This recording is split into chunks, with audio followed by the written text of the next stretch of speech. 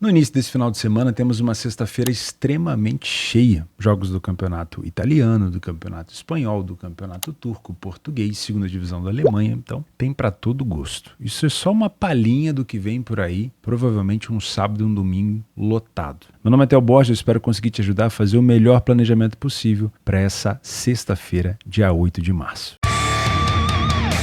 Começamos o nosso planejamento às 2 horas da tarde na Turquia, no jogo do Galatasaray com o Rizespor. 1,30 é a cotação do Galatasaray, líder isolado do campeonato, melhor mandante da competição, 100% de vitórias dentro de casa. É até difícil chegar e falar para vocês que essa cotação de 1,28 do Galatasaray não tem valor, uma equipe que venceu todos os jogos dentro de casa. Então vamos apenas entender qual é a possível dificuldade que o Rizespor pode criar para essa boa equipe do Galatasaray, que vem de um excelente resultado fora de casa contra o Beşiktaş. Num tipo de campeonato como esse, onde a gente tem 2, 3 equipes se diferenciando do restante, né, das outras equipes, você geralmente se complica em jogos bobos, onde a gente pensa que o time vai passar o carro, e também contra adversários mais fortes. O caso do Beşiktaş, Trabzonspor, Istambul Başakşehir, são equipes que conseguem de vez em quando complicar a vida dos líderes nessas últimas 2 temporadas. Mas o Galatasaray saiu da casa do Beşiktaş com excelente resultado e se manteve na liderança do campeonato 2 pontos na frente do Fenerbahçe. Enquanto o Fenerbahçe disputa ali as competições europeias, né, o Fenerbahçe enfrenta a União Saint-Gilloise na Conference League, estou no intervalo dos jogos aqui da Conference, e provavelmente um pouquinho desfocado, o Galatasaray tenta ampliar a vantagem em relação ao Fenerbahçe. O time do Rizespor não vem tão bem nos últimos jogos, foram apenas 3 vitórias nos últimos 10 jogos, foram 6 derrotas, 1 empate e 3 vitórias. Quando a gente puxa aqui o PDF de apoio, as cores vermelhas são mais predominantes, né? Poucas vitórias, pouca iniciativa, muita dificuldade para marcar gol e muita facilidade para sofrer, né? Então uma equipe com muita dificuldade. O time do Galatasaray 100% de vitória, como eu falei, quase 80% dos jogos sendo na frente do placar, não falhou em marcar em nenhum jogo, tem sofrido alguns gols, mas não são tantos, né? De vez em quando dá uma vacilada, mas não é sempre. Mais vitórias no primeiro tempo, mais gols, muito mais gols marcados, menos gols sofridos. Então, primeiro tempo de almanaque por aqui. Segundo tempo, continua uma superioridade muito grande, bons números de gols marcados, de gols sofridos. O time do Rizespor até tenta marcar um pouco mais de gol e consegue, praticamente triplica o número de gols marcados, mas também quase dobra o número de gols sofridos. No primeiro tempo foram 69% de derrota, no segundo tempo 54%. Time realmente com extrema dificuldade. As duas equipes têm boa bola aérea, o Galatasaray leva vantagem em alguns quesitos só, mas aqui me chamou a atenção as finalizações de fora da área. Olha que curioso, o time do Rizespor sofre bastante nesse fundamento e o Galatasaray marca muito nesse fundamento. Como que isso pode ser uma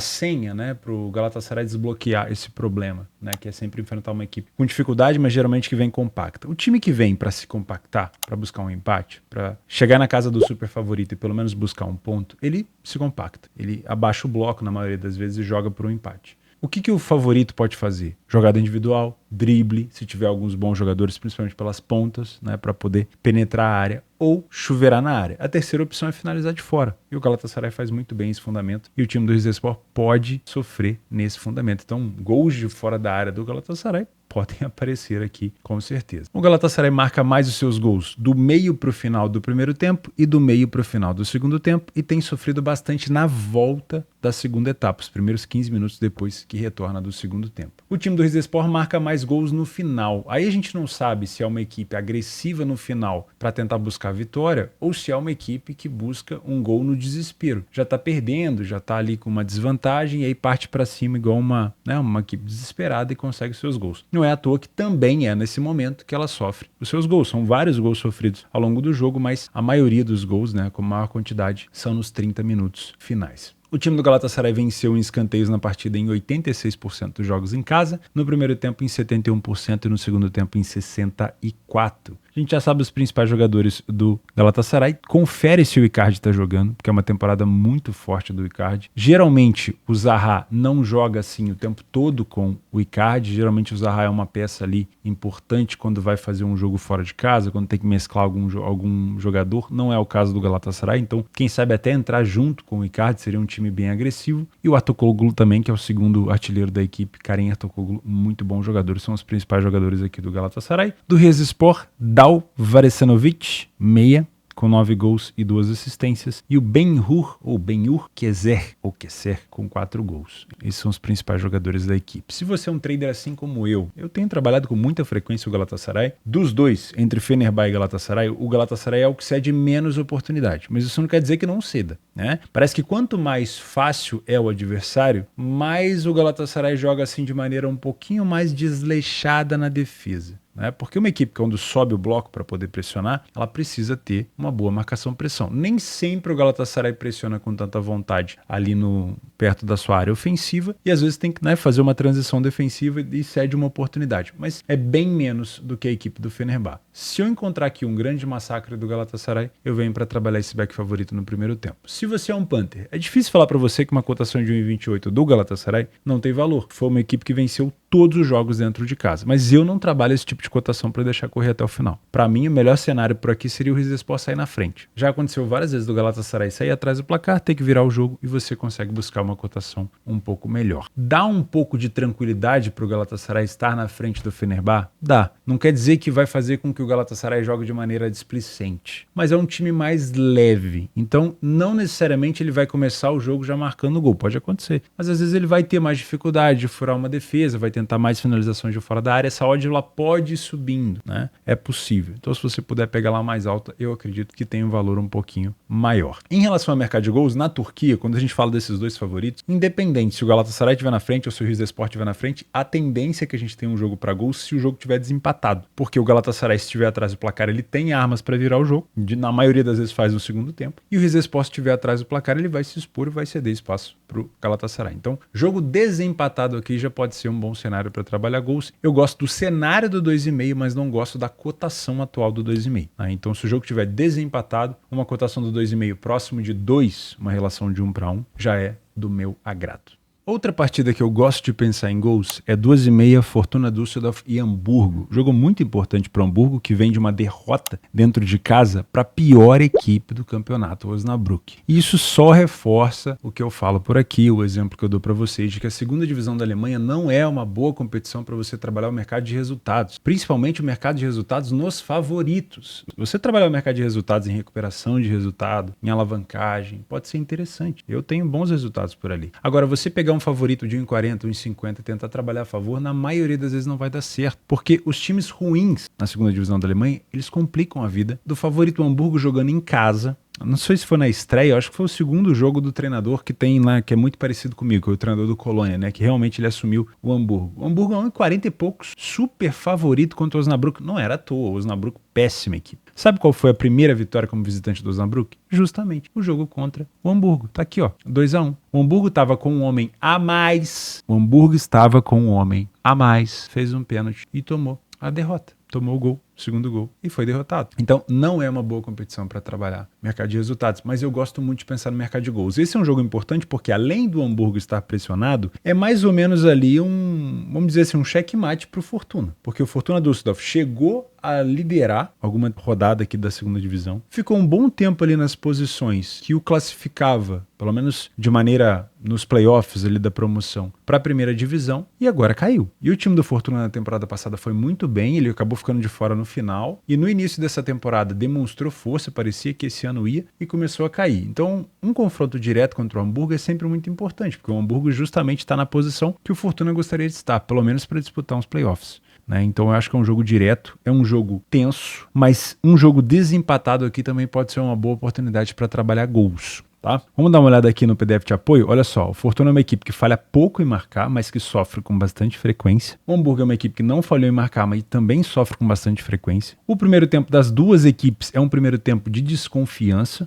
São equipes que marcam, mas que sofrem mais do que marcam. E no segundo tempo, o número de gols marcados pelas duas equipes aumenta bastante. São duas boas equipes de bola aérea, principalmente o atacante Glatzel, do Hamburgo. No caso do Fortuna é uma especialidade mesmo, a equipe adora trabalhar situações de escanteio, de cruzamento para a área. O time do Fortuna marca bastante no meio do primeiro tempo e no início do segundo, na volta do intervalo. Já o Hamburgo acelera mais o seu jogo no final da partida. Principais jogadores do Fortuna, Christos Tzolis, acho que é assim que se pronuncia, o Vincent Vermeij, são sobrenomes bem complicados de falar, e esse daqui que tem um nome completamente difícil também. Do lado do Hamburgo, para mim, o principal destaque é o Glatzel, excelente jogador com a bola no chão, mas principalmente de cabeça. Tem o Benes também, bom meio campo por aqui, enfim, tem outros bons jogadores. Para mim, é um jogo que, se não tiver 0-0, eu também gosto de pensar no over 2,5 e eu não duvido de um ambas marcas, tá? Das últimas vezes que eles se enfrentaram, na casa do Fortuna, 2-2 e 1-1. Então, pelo menos esse over 1,5 com uma cotação mais alta ou um ambas marcam pode ser interessante, mas eu gosto de pensar no cenário de 2,5 porque pro Hamburgo é um jogo decisivo pra caramba, porque é um time que tá buscando vaga, então seria uma forma do Hamburgo manter um adversário direto sem pontuar e pontuar em busca da segunda colocação, e pro lado do Fortuna é tentar fazer com que um adversário direto não pontue para que ele possa se aproximar. Então é um jogo muito importante, mas jogo zerado, no 0-0 aqui eu não me posiciono. Depois de dar um cacete de 5-0 no Benfica, o Porto vai enfrentar o Portimonense antes de enfrentar o Arsenal na volta, lá na Inglaterra, na Liga dos Campeões. O Porto vem de 13 vitórias consecutivas para cima do Portimonense. Então, tudo é levar a crer, se nada acontecer diferente do esperado, que o Porto tenha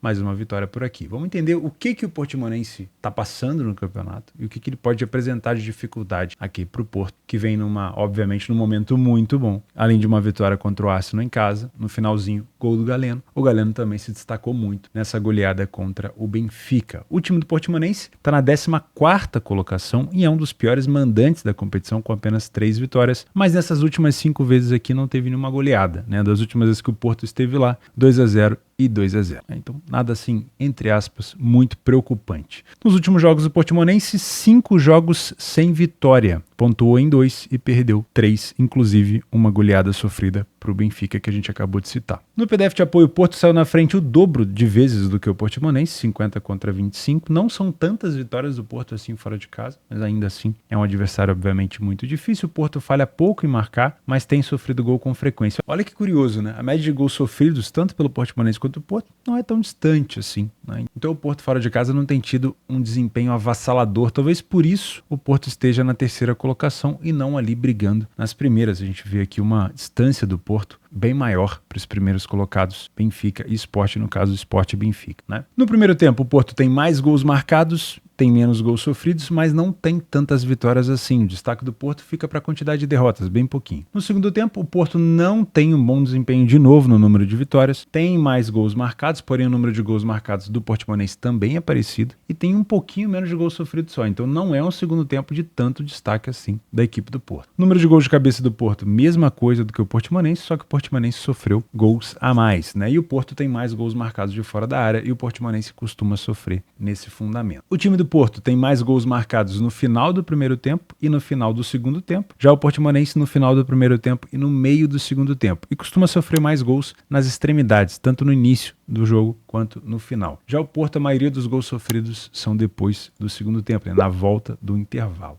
O Porto não é uma equipe, para quem gosta de escanteio, que costuma ter vitórias de escanteio, né? Ter mais cantos no jogo o tempo todo. 50% nos jogos fora, 50% no primeiro tempo e apenas 33% na segunda etapa. Tem a ver, obviamente, se o time já está ganhando ou não, né? O principal jogador aqui do Portimonense, com o maior número de assistência, o Gonçalo Costa. E aqui, pro lado dos artilheiros, temos o Carlinho e o Hélio. Do lado do Porto, obviamente, Evanilson, Galeno, todos esses jogadores que a gente já sabe que se destacam o tempo todo. Verifica se o Porto vai utilizar ou não os titulares, porque a gente tem um jogo muito importante do Porto contra o Arsenal, que vai acontecer aqui no dia 12. Tem um intervalo ainda de descanso, mas é um intervalo pequeno. Então o Porto pode rodar o elenco. Por quê? Porque olhando para a parte de cima da tabela, mesmo tendo goleado o Benfica, ele está bem distante do Sport. Então pode ser que o Porto dê uma rodada no elenco para pensar nesse jogo da volta contra o Arsenal. Então toma bastante cuidado. Essa é a principal preocupação. A minha preocupação aqui não é o Portimonense jogar como o Sport, jogar como um time que vai colocar o Porto na roda. A minha preocupação é o Porto rodar elenco. Porque o Porto é muito mais time em relação à parte técnica, mas pode ser que esteja desfocado, pode ser que dê uma aliviada depois de golear o Benfica para focar agora na Champions, dê uma poupada em alguns jogadores, e isso realmente pode complicar um pouco a vida do Porto. Agora, se nada disso acontecer, se o Porto colocar o time titular e estiver focado, dá para trabalhar, se você é um trader assim como eu, a favor do Porto. Agora, se você é um punter, eu sinceramente esperaria uma cotação mais alta. Quem sabe o Portimonense faz uma graça, faz um gol primeiro, ou quem sabe até o Porto demora a marcar o seu gol. Pode ser interessante buscar gols mais para o final. Não costuma ser um confronto, pelo menos nos últimos jogos, com muitos gols. Então, se for trabalhar gols aqui, no máximo olharia para o over 1,5 com uma cotação mais alta. Inclusive, não duvido que a gente tenha um jogo para menos de 3,5 gols. Eu não trabalho mercado de under, mas talvez um Porto desfocado e um Portimonense pensando em pontuar, já que na classificação aqui o Portimonense está próximo da zona de rebaixamento. Quem sabe, né? Depois de 13 derrotas seguidas para o Porto, um empatezinho para o Portimonense não seria nada ruim. Eu tô achando essa cotação de gols muito esmagada. Mas enfim, se o Porto colocar os titulares, o Galeno estiver por ali, o Evanilson também, aí é difícil trabalhar mercado de under nessa situação. Às 16h45, o Napoli, que é outra equipe envolvida na Liga dos Campeões, enfrenta o Torino. O Napoli não teve um resultado tão bom como o do Porto na vitória dentro de casa contra o Arsenal, mas também não teve um resultado ruim. O jogo ficou 1-1 contra a equipe do Barcelona, dentro de casa. Era praticamente a estreia do novo treinador do Napoli e de lá para cá o Napoli melhorou. Teve vitórias contra a Juventus, teve goleada para cima do Sassuolo. A união Osimhen-Kvaratskhelia parece que voltou a funcionar, porém, mesmo enfrentando um Torino que não vive boa fase fora de casa, talvez a cabeça do Napoli já esteja nesse jogo da volta contra o Barcelona lá no Estádio Olímpico. Nós temos aqui um Napoli que enfrenta o Barcelona no dia 12, que se eu não me engano é terça-feira. Então, como esse jogo acontece no dia 8, talvez, né, dê um tempinho de descanso. O que a gente tem que conferir por aqui? Se o Napoli vai ou não com a escalação titular. E, obviamente, durante o jogo, esses jogadores estão, de fato, focados ali na partida, né? Enfrentar o Torino, em qualquer circunstância, é uma situação complicada. O Torino é uma equipe chata. Mas enfrentar um Torino em casa, vindo de goleada e vitória para cima da Juventus, focado, é diferente de enfrentar o Torino desfocado. A situação aqui pode mudar, né? Nos últimos jogos do Torino, apenas 3 vitórias nos últimos 10 jogos. Uma propriamente para cima do Napoli, por isso que eu digo que enfrentar o Torino não é fácil. Uma contra o Cagliari e uma contra o Lecce. O Torino vem de derrotas para Lazio, para Roma, fora de casa, e um empate contra a Fiorentina. Utilizando o PDF de apoio, a gente consegue perceber que em casa o Napoli vem invicto a 6 partidas. São 4 vitórias e 2 empates. É isso? É isso. E o Torino venceu apenas uma partida fora de casa. Porém, o Napoli, apesar de ter mais vitórias em casa do que o Torino, de ter feito mais pontos por jogo que o Torino, o Napoli não tem uma iniciativa tão grande. Isso não é de hoje, tá? Mesmo a temporada que o Napoli foi campeão, ele tinha que fazer mais força para poder virar o jogo em algumas situações. Não tanto dentro de casa como essa temporada, mas fora de casa era bastante frequência isso acontecer. O Napoli tem mais gols marcados que o Torino, mas a mesma quantidade de gols sofridos. Curiosamente, a gente já viu equipes aqui com esse número aqui baixíssimo, mas olha só a quantidade de finalizações no alvo que o Napoli precisa para fazer um gol. É absurdo, né? 5 finalizações no alvo para fazer um gol. Se eu não me engano, a gente chegou a analisar aqui uma equipe que precisava finalizar pouquíssimo para fazer gol, né? Coisa de 2,5 ou 1 e pouco. O Napoli já precisa de bem mais chances, assim como o Torino. Bem mais finalizações. Nem o primeiro tempo do Torino, nem o primeiro tempo do Napoli chamam a atenção. São as duas equipes que sofrem praticamente a mesma quantidade, marcam a mesma quantidade, praticamente o mesmo número de vitórias e derrotas. No segundo tempo, o Napoli tem mais destaque ofensivo, mas assim como melhora a sua força ofensiva, piora a sua força defensiva. O Torino é só piora, não tem nada de melhora. O Torino chega a 54% de derrota no segundo tempo e realmente parece que quando entra no vestiário, desaprende a jogar bola. Uma equipe que perde 8% no primeiro tempo, sofre 5 gols e vai para 12 gols sofridos e 54% de derrota, alguma coisa está acontecendo no Torino, né? O time do Napoli marca mais gols de cabeça, mas não é tão a mais assim do que o Torino, mas o time do Napoli tem sofrido nesse fundamento. Nos momentos onde o Napoli acelera, finalzinho do primeiro tempo e final de jogo, é muito comum se o Napoli estiver perdendo, que ele acelere bastante no final do jogo buscando os seus gols, mas também é uma equipe que sofre nesses momentos, né? Os últimos 30 minutos de jogo é onde o Napoli mais sofre gols. O time do Torino também marca bastante no final do primeiro tempo, mas sofre mais os seus gols à medida que o tempo vai passando, principalmente no final do jogo. Como vem acontecendo com frequência do Napoli estar atrás do placar, o Napoli cria escanteios com muita frequência. Venceu 100% dos jogos ali em relação a escanteios dentro de casa, né? Teve mais escanteios que seus adversários 100% das vezes. No primeiro tempo em 62% e no segundo tempo em 85%. Então, pode ser um número interessante se o Napoli estiver atrás do placar. Os principais jogadores do Napoli você já conhece. Está aqui o Kvaratskhelia, Osimhen, Politano. Confere a escalação, principalmente para ver se o Napoli vai rodar elenco ou não. Do lado do Torino, do Van Zapata, que veio do Sassuolo, né? Para mim, excelente atacante. Bellanova também com muitas assistências. Aqui o Buongiorno, Alessandro Buongiorno com 3 gols. Não tem tantos gols marcados do Torino, por isso que a gente não tem um goleador, né, além do Zapata, que divide ali a quantidade de gols da equipe. Se você é um trader por aqui, muita cautela. Não venha tão enviesado,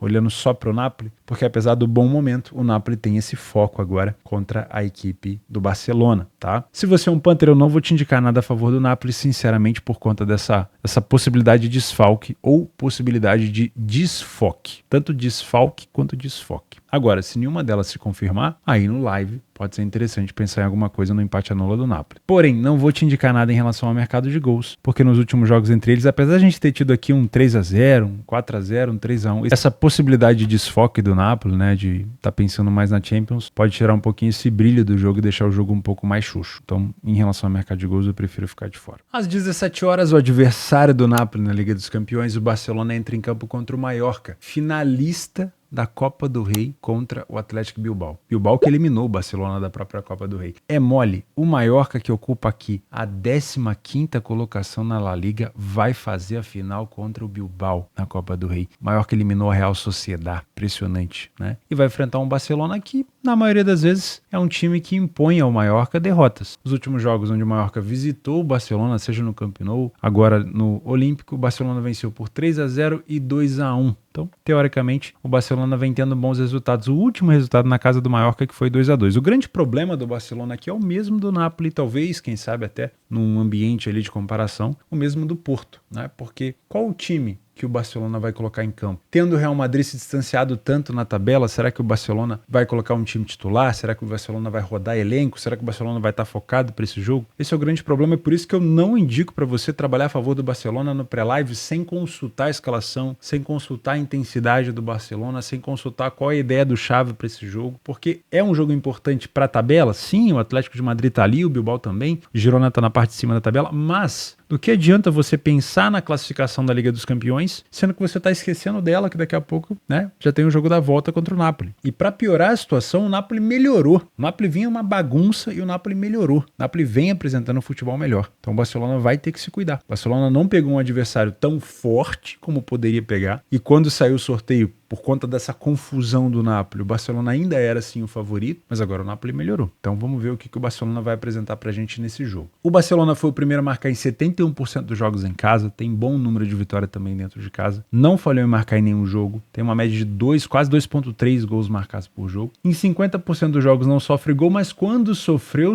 alguns.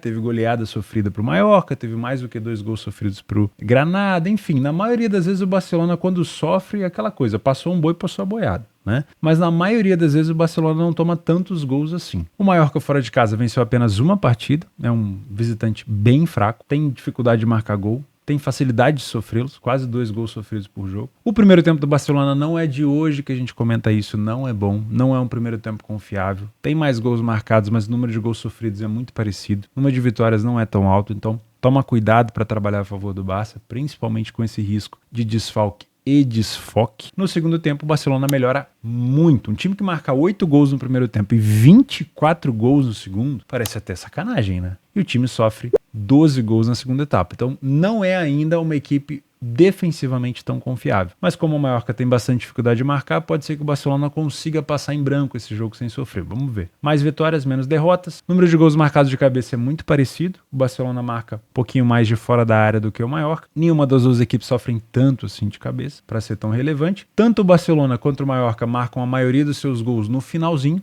depois do minuto 76. Então, para você que busca talvez aquele momento ali de overlimite, uma cotação mais alta, pode ser interessante. E a maioria dos gols sofridos, tanto do Barça quanto do Mallorca, também são ali no segundo tempo. Principais jogadores do Barcelona que não podem deixar de estar ali para você trabalhar a favor do Barça. Lewandowski fez o gol contra o Napoli na Itália. Será que vai estar presente? Confere na escalação. Rafinha voltou de lesão, muito bom jogador, muito importante para o Barcelona nessa temporada. Às vezes está lesionado. Também é bom conferir. O Cancelo não fez um jogo ruim contra o Napoli. O Ferran Torres, se eu não me engano, está machucado. O João Félix ali pelo lado esquerdo também ajuda muito na parte ofensiva. O Lamine Yamal, para mim, em jogos de La Liga é muito forte. Quando chega em Liga dos Campeões, como é um jovem jogador, ainda sente um pouquinho a competição. Contra o time do Napoli eu achei que ele ficou meio apagado, mas na La Liga é um jogador muito importante, então vale ficar de olho nele. No Mallorca, o principal jogador é o atacante Muriqui, da seleção do Kosovo também. Darder, maior assistência. O Prats, com mais gols também aqui. Antônio Sanches e aqui Dani Rodrigues. São os principais jogadores do Mallorca. Não tem por que o Mallorca poupar jogadores aqui. Acho que o jogo contra o Bilbao vai ser só no dia 5, se eu não me engano, de abril. Então falta muito ainda a final. O Barcelona é que provavelmente pode poupar algum jogador ou outro. Pode ser um jogo até, quem sabe, se não tiver cumprindo suspensão, pro Vitor Roque. Vamos ver se ele tá disponível ou não. Se você é um trader por aqui, o Barcelona não tem um bom primeiro tempo. O Barcelona tem um grande confronto pela frente. E o Barcelona pode entrar desfocado. É toda uma receita para você fazer esse milkshake.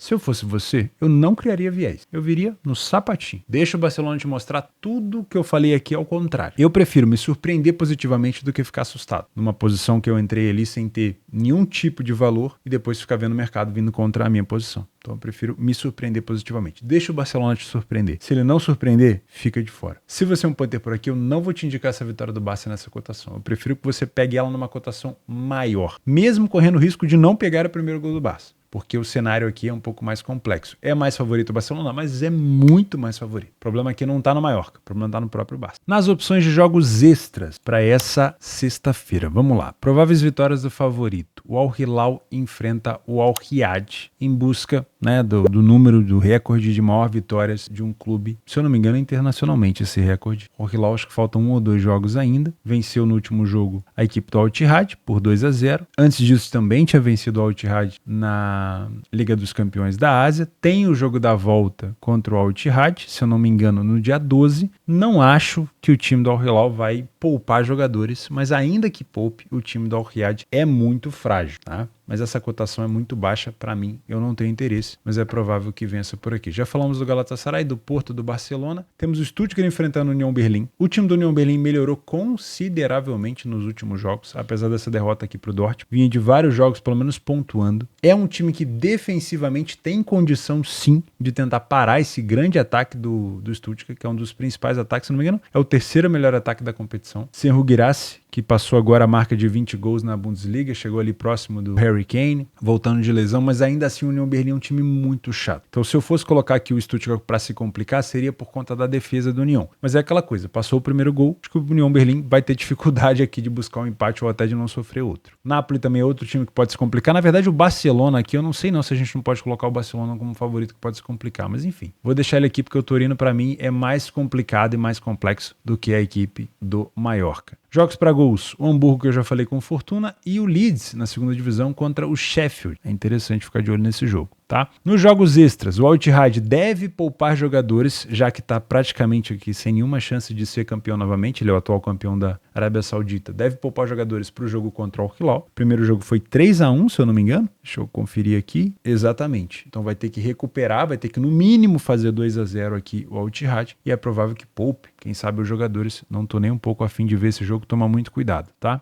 O PSV é outra equipe envolvida na Champions League. Jogo de ida em casa, 1-1 com o Dortmund. Jogo da volta agora contra o Dortmund no dia 13, quarta-feira. Não significa que o time do PSV não vá vencer o Go Ahead Eagles, mas eu tomaria cuidado, porque o foco do PSV pode ser sim o jogo contra o Dortmund. Afinal de contas, ele está 10 pontos na frente do Feyenoord. E para finalizar, tem jogo francês aqui do Nice com o Montpellier. Muito obrigado pela sua companhia. Juízo. Já é uma sexta-feira bem lotada, sábado vai ser mais lotado ainda. Então cuida do seu capital. Faz o simples, que é o simples que funciona. Até a próxima.